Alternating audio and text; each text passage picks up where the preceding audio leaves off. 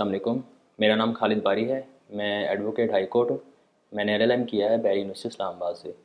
आज 28 अक्टूबर 2022 फ्राइडे का दिन है और जैसा कि सब लोग जानते हैं, ख़ास तौर पे बिज़नेस कम्युनिटी को पता है कि टैक्स रिटर्न जो इनकम टैक्स की फ़ाइल करनी होती है, उसकी फ़िलहाल की जो लास्ट डेट है वो 30 अक्टूबर 2022 है।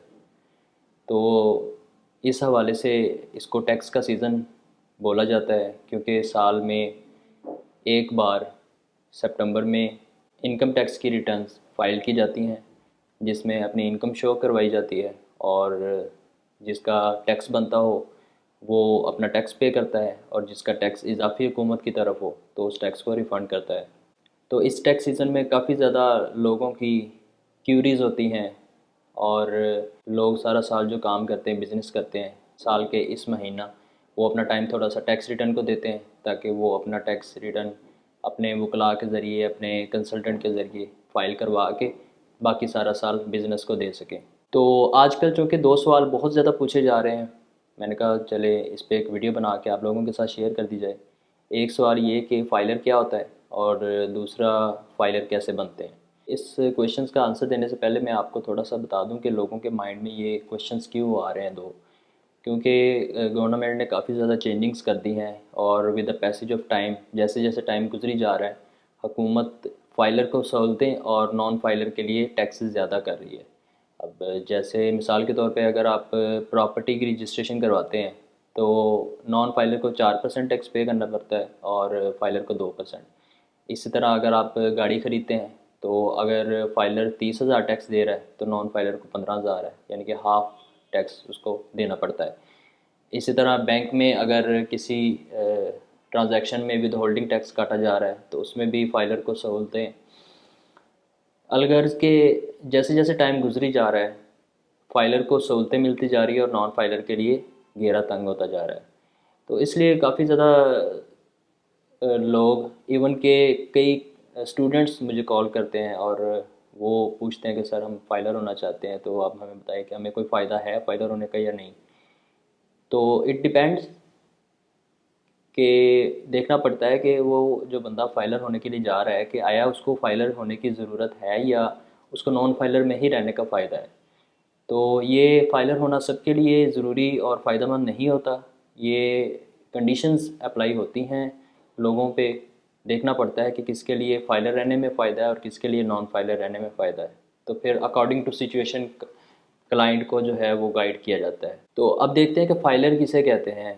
फ़ाइलर उस पर्सन को कहते हैं, चाहे वो नॉर्मल पर्सन हो, चाहे वो आर्टिफिशियल पर्सन जिसे कंपनी बोलते हैं। कोई भी पर्सन जो रजिस्टर्ड हो एफबीआर में, यानी कि नेशनल टैक्स नंबर होल्डर हो और वो एक्टिवली हर साल अपनी रिटर्न, इनकम टैक्स की रिटर्न फाइल करता हो, उसको फाइलर बोलते हैं। ये सिंपल वर्ड में फाइलर की डेफिनेशन है। इसमें मैंने एक वर्ड बोला एनटीएन, वो मैं आपको बता दूं, वजाहत कर दूं कि एनटीएन बोलते हैं नेशनल टैक्स नंबर। जो भी पर्सन एफबीआर में अपने रजिस्ट्रेशन करवाता है उसको एक नंबर अलॉट कर दिया जाता है। पहले उसको नंबर अलॉट कर दिया जाता था, अब उसका शनाख्ती कार्ड ही उसका एनटीएन नंबर कहलाता है। तो उसको एनटीएन नंबर बोलते हैं, यानी कि नेशनल टैक्स नंबर बोलते हैं। तो अब देखते हैं कि फाइलर बनने का क्या तरीका है। फाइलर बनने के लिए बेसिक दो चीज़ों की ज़रूरत है। उसमें पहली ये कि आप रजिस्टर्ड हो, यानी कि आपके पास एनटीएन नंबर हो, और दूसरा ये कि आपकी करंट ईयर की जो टैक्स रिटर्न है वो आप फाइल करेंगे। तो ये दो रिक्वायरमेंट्स आप पूरी करेंगे, इसके बाद आप फाइलर हो जाएंगे। तो कुछ लोग इस तरह होते हैं कि वो अकाउंट उनका रजिस्टर्ड होता है लेकिन वो नॉन फाइलिंग ऑफ रिटर्न की वजह से उनका अकाउंट इनएक्टिव हो जाता है। मिसाल के तौर पे अभी जो लोग लास्ट डेट गुजर जाएगी जिनकी, तो वो टैक्स रिटर्न फाइल नहीं कर सकेंगे तो उनका अकाउंट इनएक्टिव हो जाएगा। तो ऐसे लोग फिर नॉन फाइलर की कैटेगरी में आ जाते हैं, तो उनको दोबारा से फाइलर बनने के लिए अपना अकाउंट एक्टिव करवाना पड़ता है। तो उनको एक्टिव करवाने के लिए अपनी जो पेंडिंग रिटर्न्स हैं वो फाइल करनी पड़ती है और इसके साथ 1,000 रुपये का एटीएल सरचार्ज। एटीएल मतलब एक्टिव टैक्स पेयर लिस्ट में आने के लिए सरचार्ज है हुकूमत का, 1,000 रुपये पे करना पड़ता है। वो आप नेशनल बैंक ऑफ पाकिस्तान में भी पे कर सकते हैं या फिर आप ऑनलाइन इजी पैसे या जैज़ कैश के ज़रिए भी पे कर सकते हैं। इवन कि आप अपने मोबाइल बैंकिंग के ज़रिए भी उसको पे कर सकते हैं। तो ये चीज़ें करने के बाद आप फाइलर हो जाते हैं, एक्टिव टैक्स पे लिस्ट में आ जाते हैं। तो अगर इन केस कंपनी है तो कंपनी के लिए एटीएल सरचार्ज 20,000 रुपये है। तो इसलिए कंपनी को ज़रा ज़्यादा मोहतात रहने की ज़रूरत होती है। तो ये चीज़ें हैं जी। प्रोसीजर भी मैंने आपको बता दिया कि फ़ाइलर बनने के लिए क्या तरीक़ाकार है। तो बहुत सिंपल सी चीज़ें हैं जो मैंने आज आपको बताई हैं। बेसिक से क्वेश्चन है लेकिन बहुत ज़्यादा पूछे जा रहे थे, तो इसलिए मैंने सोचा कि इस पे वीडियो बना के आप लोगों के साथ शेयर कर दिया जाए।